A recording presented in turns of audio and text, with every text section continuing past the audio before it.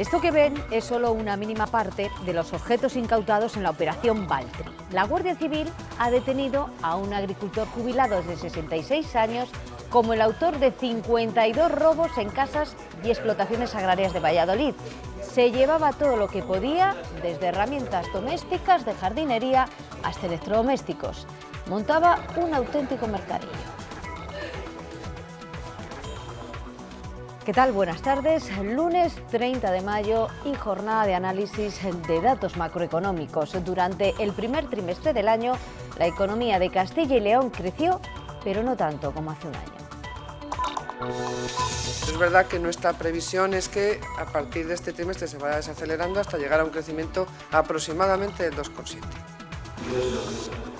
Ayuntamientos como el de Palencia celebran hoy plenos para elegir la composición de las mesas electorales, mientras los partidos desgranan sus a golpe de redes sociales, y todo en este ambiente preelectoral irrumpe la petición de la Guardia Civil de imputar al presidente de Murcia en la trama púnica. Hoy comienza a llegar el segundo grupo de refugiados procedentes de Grecia. Las ONG no conocen hasta última hora el número exacto de acogidos. El goteo es constante. Hoy, de hecho, a Valladolid llegan 6. El drama de los refugiados se está convirtiendo al Mediterráneo en una fosa común. En el último mes han muerto 700 personas ahogadas intentando llegar a las costas europeas. Un número es una persona en este caso, o sea, no podemos insensibilizarnos ante el tema de que 900 personas pierdan la vida en el mar. Si usted tiene previsto viajar en verano a un país en el que sea recomendable ir vacunado, lo va a tener complicado. Sanidad reconoce una demora en algunas provincias. En Valladolid, por ejemplo, ya no hay plazas para vacunarse antes de julio. Nuestro apartado de cultura llega hoy plagado de grandes exposiciones y de restauraciones. Veremos, por ejemplo, la que el Museo del Prado dedica al Bosco. Los reyes de España y la princesa Beatriz de Holanda han inaugurado esta mañana la muestra. Estará abierta hasta el 11 de septiembre y en ella se recogen algunas de las obras más representativas de este enigmático pintor del Renacimiento. Tras un fin de semana muy lluvioso, mañana el sol vuelve al oeste, aunque el tiempo seguirá bastante revuelto en el nordeste de la comunidad. Cielos nubosos con probabilidad de precipitaciones tendiendo a desaparecer en el transcurso del día. Las temperaturas poco a poco empiezan a subir. Castilla y León sigue la senda del crecimiento moderado durante el primer trimestre de 2016. La Consejería de Economía y Hacienda ha dado hoy el dato de la economía. Creció un 2,7%, algo menos que en el anterior balance. La incertidumbre política está afectando a la inversión extranjera, aunque el sector industrial en la comunidad, mucho mejor que a nivel nacional, es el que está tirando con fuerza. Castilla y León aumentó su crecimiento en un 1% entre enero y marzo. Además, el Producto Interior Bruto ha subido en el último año un 3,4%. Supone un crecimiento moderado porque, a pesar de la ligera desaceleración, la previsión de crecimiento es del 2,7%. Hay un mantenimiento del crecimiento y bueno, estamos hablando del primer trimestre. Ya veremos en los siguientes cómo va evolucionando la contabilidad. Muy fuerte está siendo el sector industrial en Castilla y León, con un crecimiento del 6,8%. En concreto, la automoción y la agroalimentación. Vemos un crecimiento de la industria muy alto y que esperemos que tire del sector servicios. El sector servicios está más rezagado aquí que en España. Del Olmo reconoce que la incertidumbre política está repercutiendo en las inversiones, pero solo en las extranjeras, ya que la empresa familiar de la comunidad está muy anclada en Castilla y León. Algunas inversiones que tenían pensado hacerse aquí pues están hibernadas, a la espera de lo que pueda ocurrir. El empleo aumentó en todos los sectores productivos, excepto las administraciones públicas. Se han creado más de 23.000 puestos de trabajo desde el primer trimestre del año pasado. Una vez que ya está confirmada la prórroga de Lactalis para cerrar la planta de Lauki en Valladolid, el alcalde de la ciudad se ha reunido esta mañana con el comité de empresa para analizar este cambio de estrategia que abre la puerta a un comprador que no sea competencia directa. El Ayuntamiento colaborará con el comité en la búsqueda de un comprador para la factoría vallisoletana. Aguanta un minutín, por favor. Yo he mantenido entrevista con los hipotéticos compradores, incluso con algunas empresas que se dedican a la intermediación en este tipo de operaciones, que las hay y muy buenas, algunas precisamente francesas. Hemos luchado con una empresa que es súper dura, ha hecho esto por todo lo que hemos luchado los trabajadores, junto con los sindicatos, junto con toda la administración. Si no, no lo hubiéramos hecho, sacado estos 4 meses, ya te digo yo, estaba el cierre ya encima de la mesa.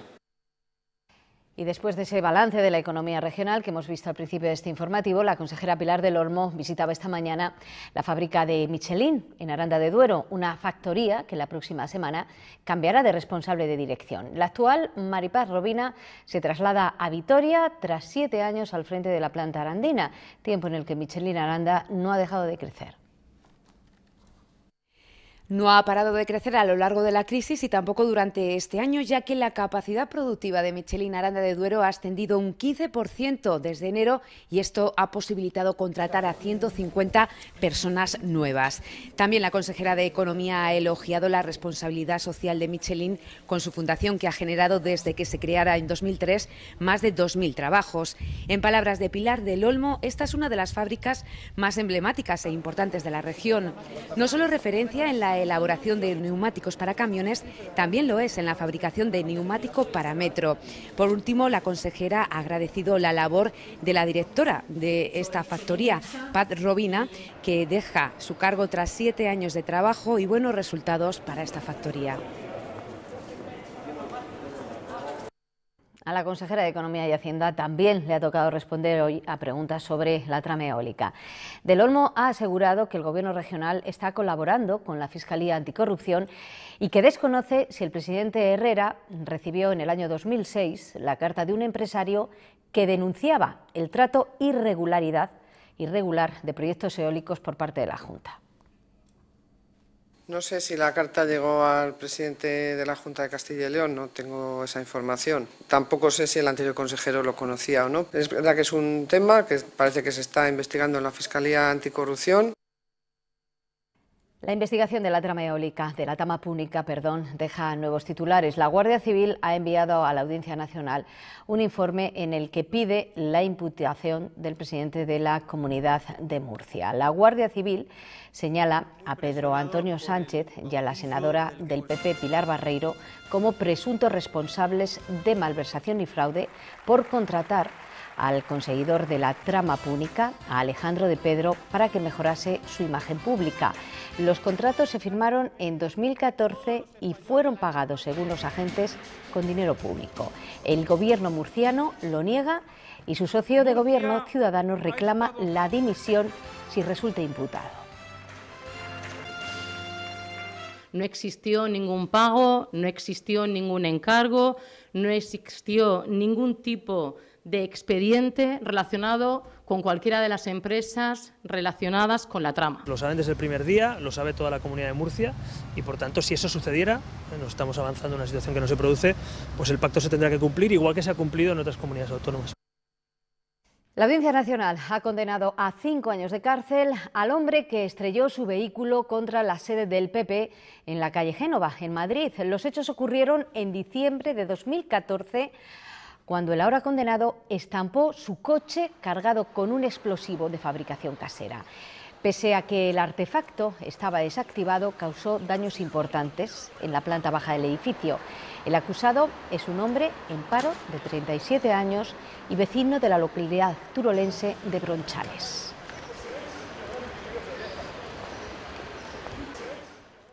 Los partidos siguen la precampaña y una a una se van descubriendo las distintas estrategias electorales. La última del PP la hemos conocido a primeras horas después de un misterioso mensaje en Twitter de Mariano Rajoy, que poco después se acompañaba de un vídeo donde los populares piden a los demás partidos que acaben con las líneas rojas. Pedro Sánchez, por su parte, ha firmado este mediodía sus nuevos compromisos si llega a la presidencia del Gobierno. Con este misterioso tuit, Mariano Rajoy lanzaba a primera hora de la mañana la nueva campaña popular. Poco después, el enigmático mensaje después de los últimos meses se transformaba en vídeo. En menos de un minuto, el PP pide al resto de los partidos terminar con las líneas rojas. Escuchar lo que la gente nos está pidiendo. Llamamiento a la gran coalición porque dicen es lo que pide la gente. Una línea roja es un muro que lo detiene todo. Y lo que necesita España para consolidar la recuperación. Caminar hacia un futuro mejor. Campaña en positivo bajo el lema a favor y en contra de las líneas rojas, aunque el propio PP sigue manteniendo la suya, Podemos. Ha llegado el momento de ir a favor del futuro. En Extremadura, este mediodía, el presidente del gobierno en funciones repetía este mensaje. Una campaña a favor de los intereses generales de los españoles y, sobre todo, a favor del empleo y de las políticas sociales. Y si algunos van contra nosotros, que es su única campaña, allá ellos. También ha insistido en ello este lunes Soraya Sáenz de Santamaría, quien además se ha dirigido a Ciudadanos tras el vídeo de esta formación donde así... Se ha tirado 4 meses sin hacer nada leyendo el Marca. Se refiere a Rajoy. Los cambios que se han producido en España han sido muy importantes de la mano del presidente Mariano Rajoy y yo al menos pido respeto para el trabajo de cada uno. Respeto como el que ha dicho la vicepresidenta en funciones ha tenido el trabajo de Albert Rivera en su estrategia de pacto con el PSOE. Pedro Sánchez ha firmado sus compromisos muy parecidos a los de diciembre, pero con necesarias actualizaciones. Por ejemplo, frente a la nueva amenaza de Europa, propone negociar un nuevo calendario para cumplir el pacto de estabilidad a lo largo de la legislatura. En materia social promete un permiso de paternidad igual al de la madre y sancionar a los demandantes de prostitución. Nuestros objetivos son ambiciosos, pero también son realistas. Tienen fechas y son compromisos firmes. 6 meses para la aprobación de una ley de igualdad salarial, 4 para la creación de un ingreso mínimo vital y 1 año para que el ICO actúe como banca pública. El Parlamento podrá juzgar estos compromisos en una cuestión de confianza a la que se someterá a mitad de legislatura. A los rivales ni les llama por su nombre. La derecha tiene solamente que ofrecer recortes y la intransigencia lo único que ofrece es un bloqueo que permite que la derecha siga gobernando este país. En 3 meses tendrá un plan de lucha contra la corrupción para que en casos como el de Murcia el presidente no pueda seguir siéndolo. Y ahí también ataca a Ciudadanos. Si el señor Rivera cree que el presidente de Murcia debe seguir siendo presidente de Murcia con las acusaciones que se están vertiendo por parte de la Guardia Civil, tendrá que responderlo. Promete un plan político para Cataluña que mejore su autogobierno. La militancia de Izquierda Unida respalda a Alberto Garzón mayoritariamente. Su lista ha merecido el 74% de los votos frente al 20% que ha sumado la respaldada por Cayo Lara o el 4% que ha obtenido la que apoyaba Gaspar Llamazares. Garzón se asegura su elección en el Consejo Político porque los militantes se elegían al 60% del mismo. El otro 40% será designado por las federaciones y se votará en la Asamblea Federal el próximo fin de semana. La máquina electoral ya está en marcha. Hoy hemos visto otra imagen típica de este proceso. Los ayuntamientos celebran sus plenos para elegir la composición de las mesas. Es lo que ha hecho el de Palencia esta mañana, el sorteo de la composición de las mesas electorales que se abrirán en el municipio para las próximas elecciones del 26 de junio. Ya no es una bolita, sino un programa informático el que elige entre todos los ciudadanos con derecho a voto los integrantes de esas mesas.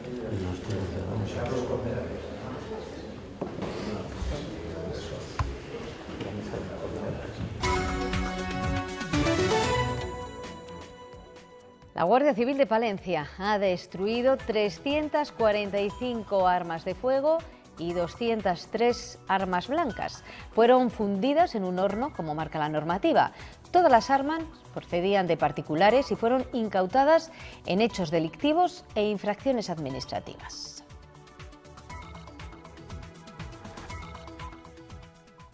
Y también la Guardia Civil ha detenido a un agricultor jubilado vecino de Trigueros del Valle, en Valladolid, como el presunto autor de al menos 50 robos ocurridos en esa provincia desde finales del año pasado. El acusado está ahora en libertad con cargos. desde cuberterías, bombillas hasta una hormigonera.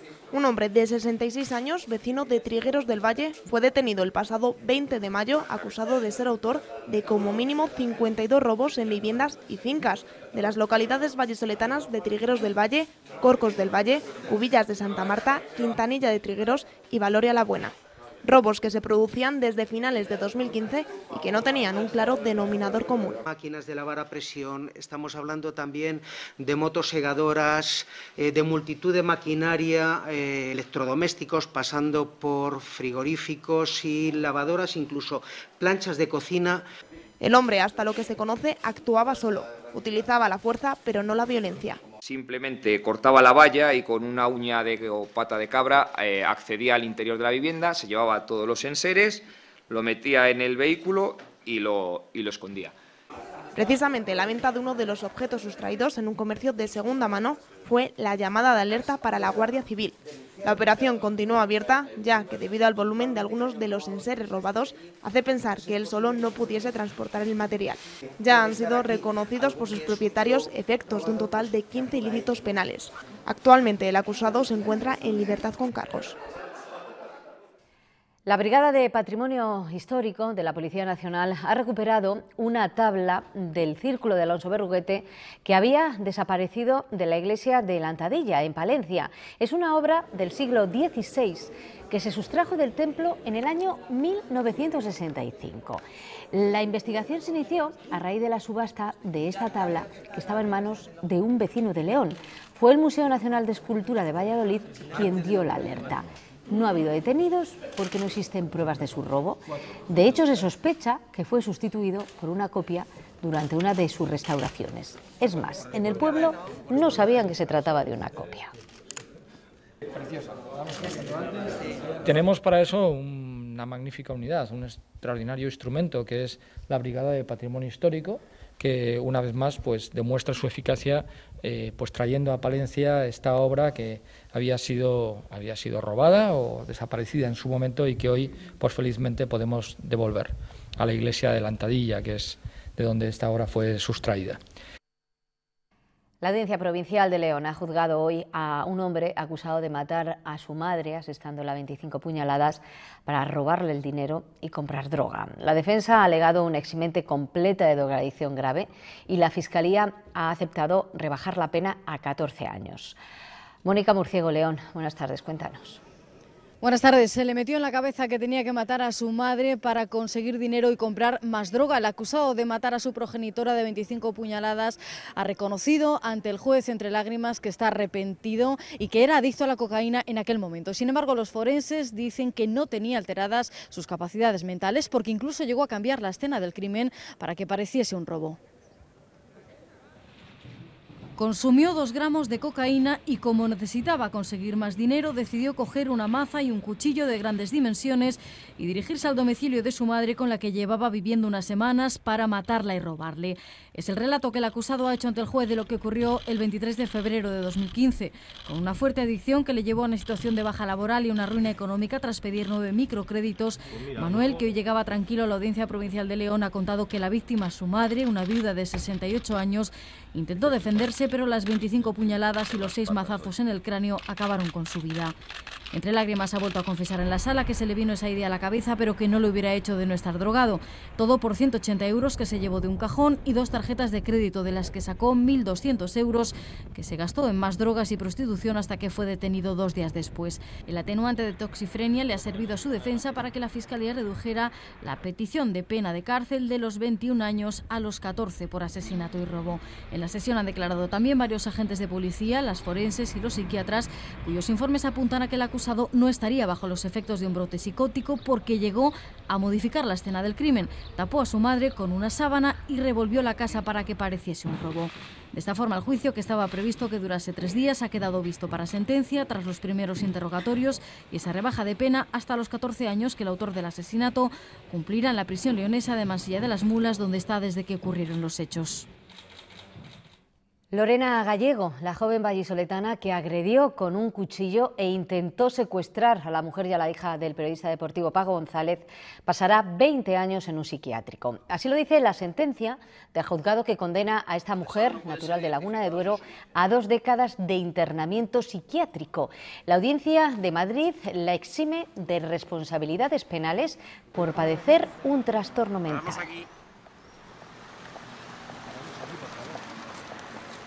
Los centros de acción social se convierten en ocasiones en lugares donde acuden personas con necesidades especiales en el ámbito familiar. Pues bien, a los profesionales que trabajan en ellos van dirigidas unas jornadas de formación cuyo objetivo es violencia de género cero. Sobre la mesa, nuevas guías y manuales de apoyo. Se dan los primeros pasos para la implantación de un nuevo modelo de atención de violencia de género, tildado de innovador o de vanguardia. Se sustenta en 3 guías, una de ellas de coordinación para la atención a las víctimas, otra de orientación jurídica y, por último, un manual de intervención psicológica. Detectar también con antelación la violencia machista y, como no, pues hacer un seguimiento para poder normalizar cuanto antes la situación de las víctimas de violencia de género vía inserción laboral. Para que ello sea una realidad, 850 profesionales, tanto de gerencia de servicios sociales como de corporaciones locales, se formarán en toda la comunidad. Se trata de dotarles de herramientas para que ese modelo evolucione con la implantación de nuevas figuras. Va a haber una figura fundamental, que es el coordinador de caso, va a ser el profesional de referencia para las víctimas de violencia de género. Cada una va a tener su profesional de referencia y además luego va a haber un equipo que serán los especialistas de segundo nivel. Que ninguna víctima quede desatendida, que tengan una atención integral y eficaz y coordinada. Por ello es necesario la unión entre administraciones. Hemos avanzado también en la firma de un convenio con el Tribunal Superior de Justicia de Castilla y León para el intercambio de información, para la agilización en el trámite de las órdenes de protección, de las sentencias. Prioritario que cada uno asuma su rol para llegar a un objetivo: violencia cero. El delegado de la Junta en Zamora ha mantenido hoy una reunión con representantes sanitarios de la comarca de Aliste y con miembros de la Plataforma por la Sanidad Pública. Piden que la Administración regional cubra las vacantes y las vacaciones de los médicos. El delegado señala que contratar a médicos nuevos para unas vacaciones no es posible. Muchísimas gracias, Manuel Solidad. Pero si quisiéramos contratar 10, 15 médicos, ahora mismo no existe en el mercado nacional que viniera un médico tanto a Aliste como a cualquier otra comarca para un contrato de 1 mes o 2 meses. En ese sentido no es posible. Lo que tenemos que ser es capaz de reestructurar con los recursos propios. No reponen las vacaciones, no reponen las bajas, que no sustituyen a nadie, la carga cae sobre los demás y eso deteriora completamente la sanidad. La Consejería de Sanidad ha reconocido problemas para poder vacunar a todos los que lo precisen para viajar fuera de España en este verano. En el centro de Valladolid es imposible conseguir una cita antes de finales de julio y es por eso muchos viajeros van a tener que emprender sus vacaciones sin vacunas. Si van a realizar un viaje internacional este verano, puede que tengan que hacerlo sin vacunarse. La primera cita disponible es para el 21 de julio. En Valladolid estamos muy apretados en la agenda, porque viaja mucha más gente que viajaba. En otras provincias es menos. Recomiendan pedir cita 1 mes y medio antes, pero ahora la demora es mayor. Por eso las agencias aconsejan previsión. Con una antelación suficiente para todos estos trámites les puedan hacer correctamente. No solamente esto, sino, por ejemplo, tema de visados. Además, las vacunas tienen efectos secundarios que pueden estropearle la experiencia. Durante el año 2015, 10.200 viajeros internacionales pasaron por los centros de vacunación de Castilla y León. En este de Valladolid suministraron 6.400 vacunas. En muchos destinos no es obligatorio. Siempre asesorado por Sanidad, que es el que tiene que decidir si sí o si no. Para algunos países no es necesario adoptar ninguna, simplemente se da un consejo. La Consejería asume que es mejorable. Es apropiado, diría yo, que haya listas de espera también en la vacunación internacional. Estamos hablando de una actividad que es programable y que por lo tanto podemos mejorarlo. Sanidad presta el servicio en Castilla y León, aunque depende del Gobierno. El jueves sale el dato del paro y ya desde las empresas de trabajo dan a conocer sus previsiones para este verano. Y parece que puede ser en cuanto a contratos como los de antes de la crisis. En Castilla y León se creará empleo y sobre todo en el sector industria. La seguridad de tu casa está en tu mano. Contrata tu seguro de hogar España Duero y te regalamos una cámara de vigilancia. Infórmate en nuestra web o en tu oficina. España Duero, cerca de ti. El verano volverá a ser una buena época para encontrar empleo. Esta temporada se pueden crear más de 1 millón de puestos de trabajo en toda España, más de 58.000 en Castilla y León, niveles como antes de la crisis. Un incremento de un 8% en las contrataciones con respecto al año pasado. Esto nos posicionaría como la 6ª comunidad autónoma que generará un mayor volumen de contratos. Por provincias, Valladolid, Burgos y Palencia liderarán el número de contrataciones. Entre las 3, más de la mitad de los empleos que se esperan crear en toda la comunidad. En total, 37.600. Se está reactivando la economía y que la tendencia está siendo positiva. Como es de imaginar, buena parte de esos trabajos se deben al turismo, más del 50%, pero este verano en Castilla y León destacan también las contrataciones en el sector industrial, aumentan un 30%. No solo el incremento por parte del sector hostelería, sino principalmente en el sector automoción, alimentación o incluso contact center. Las campañas de recolección en el sector agrario generarán también el 14% de los empleos en los meses de verano.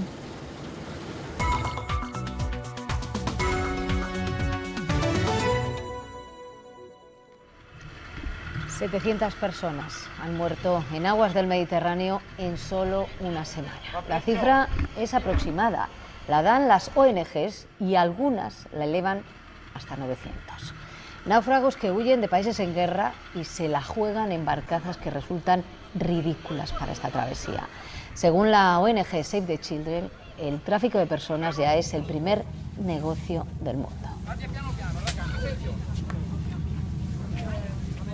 Y otro dato, cada mes 1.000 niños refugiados sin acompañantes llegan a Italia. En el trayecto son víctimas de abusos y de las mafias de tratas de seres humanos.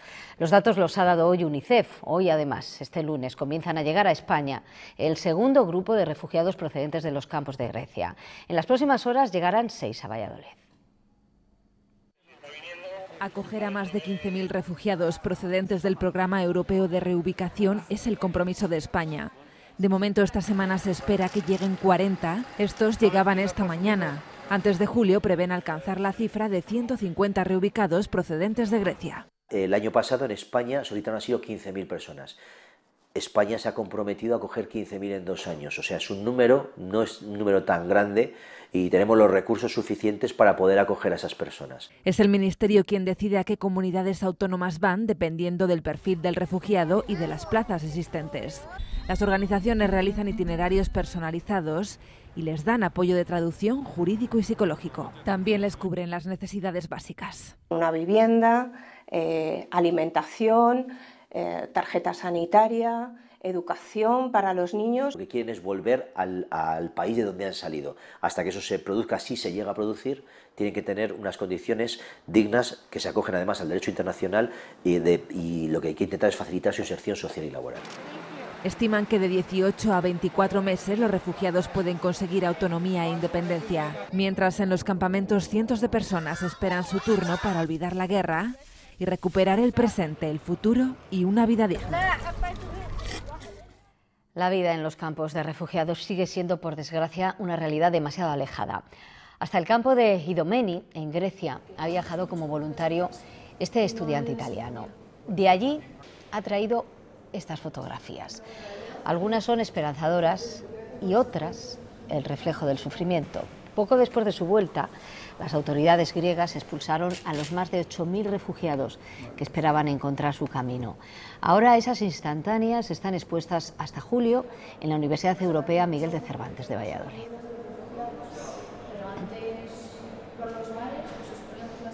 Yo antes de partir por Idomeni, no me imaginaba esto. Me imaginaba seguramente una situación difícil, pero es como tenía miedo. Y no hay nada para que tener miedo en este sitio. Pues cualquier persona, quiero enseñar a todo el mundo que cualquier persona puede ir allá echar una mano a esa gente. Donde alojarse cómo acceder a la sanidad, qué trámites legales son los necesarios para solicitar asilo. Son las preguntas de los refugiados al llegar a España. Y ahora tendrán todas las respuestas juntas y en español, inglés y árabe, gracias a la web y aplicación móvil que han creado un grupo de jóvenes auspiciados por Telefónica y el Ministerio de Empleo. 6 nacionalidades, siria, iraquí, iraní, saharaui, venezolana y española, se han unido para desde su experiencia crear Open Spain. Estamos hablando de un proyecto de gente joven comprometida con la sociedad en la que viven, pero sobre todo y ante todo del verdadero compromiso, comprometidos consigo mismos. Es un proyecto que parte de la experiencia de los propios refugiados y eso es un factor fundamental. Mientras los refugiados viven un auténtico drama en su huida de una muerte segura en Siria, las conversaciones de paz de Ginebra se han roto. El jefe negociador de la oposición siria ha dimitido argumentando que no ha habido avance. Las reuniones habían quedado congeladas en abril por este mismo grupo. Mohamed Alus ha tirado la toalla. El jefe negociador del Grupo Ejército del Islam, la oposición siria, ha anunciado su dimisión. Alus argumenta que no se han producido avances en las reuniones celebradas en Ginebra, suspendidas por su grupo en abril tras una supuesta violación de la tregua de febrero por parte de las tropas sirias y rusas. Tras el anuncio, los responsables de exteriores de Rusia y Estados Unidos han acordado reactivar sus esfuerzos mediadores para avanzar hacia el fin de la guerra en Siria. 2 personas han muerto y otras 6 han resultado heridas en un tiroteo registrado en una zona residencial de Houston, en Estados Unidos. Sobre las 10 de la mañana, hora local, 2 personas armadas con rifles de largo alcance comenzaron a disparar. Uno de los autores y un varón que estaba en los alrededores han resultado muertos.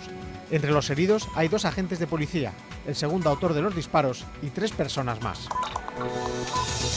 El Papa Francisco ha entregado la Medalla del Olivo a Salma Hayek, George Clooney y Richard Gere. Es el reconocimiento a su compromiso para difundir mensajes en contra de la guerra y el terrorismo. La entrega se ha producido durante la clausura del Congreso Mundial de Escolas Ocurrentes, una fundación pontificia que trabaja para la inclusión a través de una red presente en casi 200 países de todo el mundo.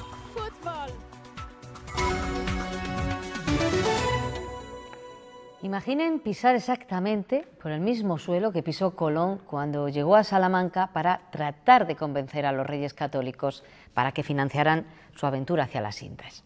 Bueno, pues en breve va a ser posible porque ya ha concluido la restauración del Salón de Profundis en los Dominicos, una obra que ha permitido recuperar un más que curioso pavimento original del siglo XV. Luz para el Salón de Profundis. Aquí nos acoge la profundidad de la historia, un espacio conventual del sensacional complejo de San Esteban en Salamanca. Con motivo del 8º centenario de la Orden Dominicana se ha recuperado esta estancia de connotaciones únicas. Es un salón cuya arquitectura yo creo que es única. Probablemente en España no haya una sala como esta, con estas columnas, con el suelo, que es el suelo original de la época. Una inversión de 238.000 euros aportada por la Consejería de Cultura y la propia Orden ha permitido acometer una cuidada restauración que ha incidido especialmente en la recuperación del pavimento original del siglo XV, ensolado de cantos y curiosas figuras realizadas con huesos de vacuno. Lo que sería vulgarmente luego el casco y las pezuñas de los animales, bueno, pues esa parte antes del final de las extremidades es el metacarpio, que es lo que vemos, que además está pulido y tratado en la época, o sea que tienen un concepto del tratamiento del canto y de la piedra para impresionar y sería un poco el recordatorio. Ha sido una intervención delicada, recuperando casi a pincel cada parte del pavimento. En breve, el salón abrirá al público, permitiendo a los visitantes pisar el mismo suelo que pisó Colón antes de iniciar su loca aventura. El próximo 2021, la Catedral de Burgos cumplirá su 8º centenario, una fecha significativa en la que podrían terminarse las obras de rehabilitación. Un deseo que ha expresado esta mañana el presidente del Cabildo, Juan Álvarez Quevedo, en la inauguración de una muestra que nos acerca las figuras de los arzobispos de Burgos desde el siglo XIII. Nunca antes se habían visto tan cerca 133 pinturas que colgaban de las paredes de la capilla de Santa Catalina, actualmente en restauración. Sus retratos recuperados se podrán ver de cerca en el claustro bajo. Como esta obra se está restaurando y se van a colocar, en la parte alta donde estaban.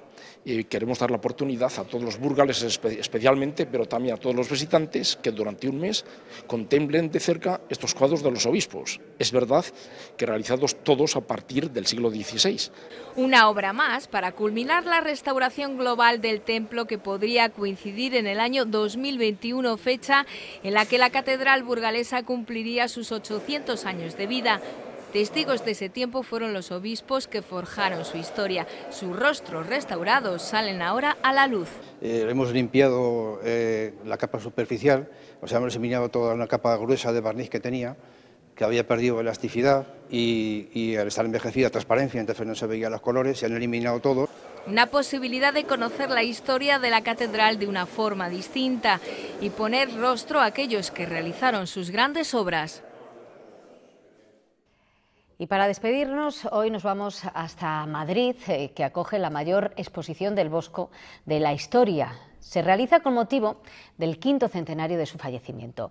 Por primera vez podrá verse junta más del 75% de su obra, conservada gracias a las aportaciones de Viena, Londres o Lisboa, además, como no, de los propios fondos del Prado.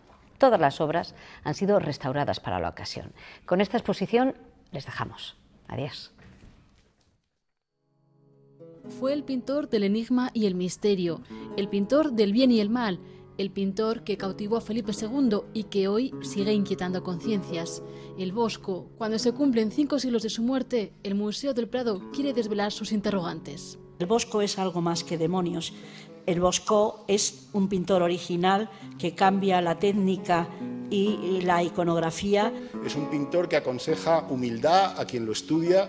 Es un pintor que todavía queda mucho por hacer. A las 6 obras del Bosco del Prado se suman, para la exposición más completa del artista, obras como El hombre árbol, de la Albertina de Viena, el tríptico de las Tentaciones de San Antonio Abad de Lisboa, Cristo Camino del Calvario de Patrimonio Nacional o La Coronación de Espinas de Londres. Con estas aportaciones, la exposición reúne más del 75% de la obra conservada del Bosco. Pero la pintura más emblemática del artista sigue siendo El Jardín de las Delicias. Es el resultado de 2 décadas de preparativos que han culminado con la restauración de las Tentaciones de San Antonio y la Adoración de los Magos. Es la primera vez que se puede ver por el público esta obra, en la que podemos ver cómo trabaja en esa primera etapa. Una ocasión única para conocer a uno de los artistas más influyentes del Renacimiento.